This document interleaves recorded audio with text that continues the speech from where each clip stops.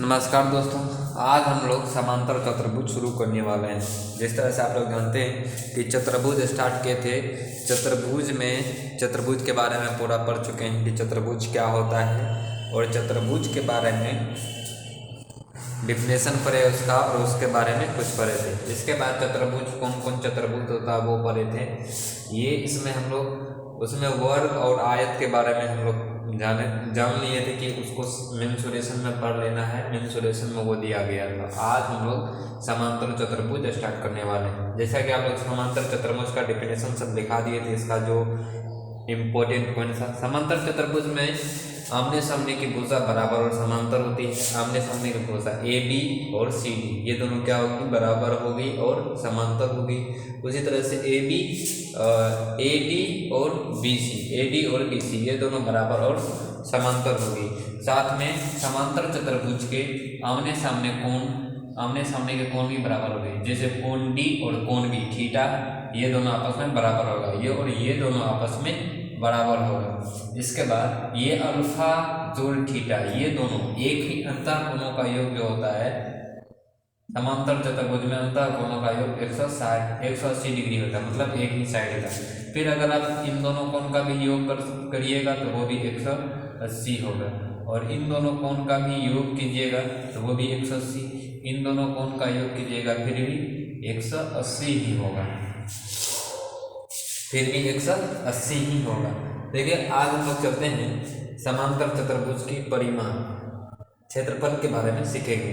समांतर चतुर्भुज का परिमाप होता है चारों भुजाओं का योग। किसी भी आकृति का अगर परिमाप पूछे तो उसकी भुजाओं का योग कर देंगे तो उसकी परिमाप वो निकल जाएगी। जैसे ए बी जोड़ बी सी जोड़ सी डी जोड़ डी ए, या दूसरा फार्मूला होता है दोस्तों 2 इंटू या तो अंतः भुजाओं का योग ये होता है 2 इंटू ए बी जोड़ ए डी कर सकते हैं। ए बी जोड़ ए डी ये जिस तरह से आयत का निकालते हैं हम लोग, आयत का परिमाप निकालते हैं, सेम उसी तरह से है ये। इसके बाद ये तो समझ में आ गया परिमाप। इसके बाद समांतर चतुर्भुज का क्षेत्रफल, इसका होता है लंबाई गुना ऊंचाई। देखिए दोस्तों, समांतर चतुर्भुज का क्षेत्रफल लंबाई गुना ऊंचाई क्या होता है, जिस भी भुजा पे ये इसका जो ऊंचाई गिरा रहेगा, जैसे यहाँ से देखिए इस शीर्ष से इस भुजा पे इसका ऊंचाई दिया है यहाँ पर, तो इस भुजा की जो लंबाई होगी वही होगी। जैसे यहाँ पे इस भुजा की लंबाई 10 है और इसकी जो ऊंचाई है वो 10 है।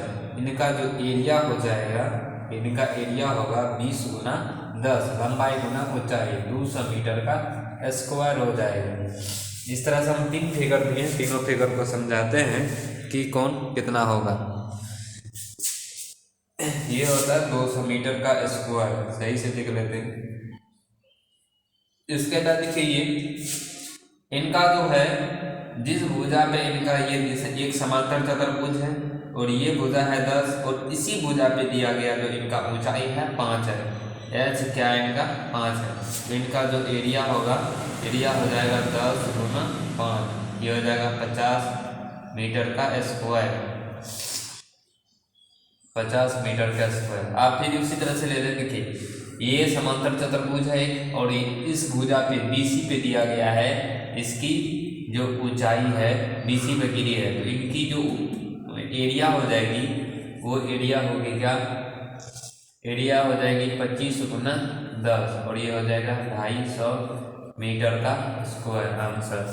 तो इस तरह से समांतर चतुर्भुज में हम लोग सीखे कि परिमाप और क्षेत्रफल कैसे निकालते हैं। चलिए इसी पे बेस्ड कुछ और क्वेश्चन को हम लोग लेके चलते हैं। चलिए दोस्तों, समांतर चतुर्भुज में आपसे किस तरह का क्वेश्चन पूछ सकता है उस पर थोड़ा हम लोग चलते हैं। जैसे यहाँ पे देखिए ये सभी जो है इस फिगर में सभी समांतर चतुर्भुज है। जैसे ये कोण 50 डिग्री है, आपसे ये कोण पूछ दे। हम लोग जानते हैं कि समांतर चतुर्भुज के अंतः कोण का योग 180 डिग्री है।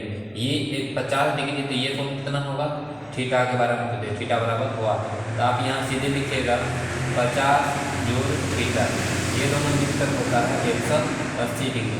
तो थीटा बराबर क्या होगा, 180 डिग्री घटा 50 डिग्री, मतलब हो गया कितना 130 डिग्री। तो ये कोण जो आएगी वो 130 डिग्री आएगी। फिर ये 100 दिया है, ये कोण पूछे थे सीधा 80, क्योंकि इन दोनों का योग 180। और अगर ये है, ये कोण 100 है तो ये कोण कितना होगा, सीधा 100 होगा, क्योंकि आमने सामने कोण बराबर, या ये दोनों का योग 180 डिग्री।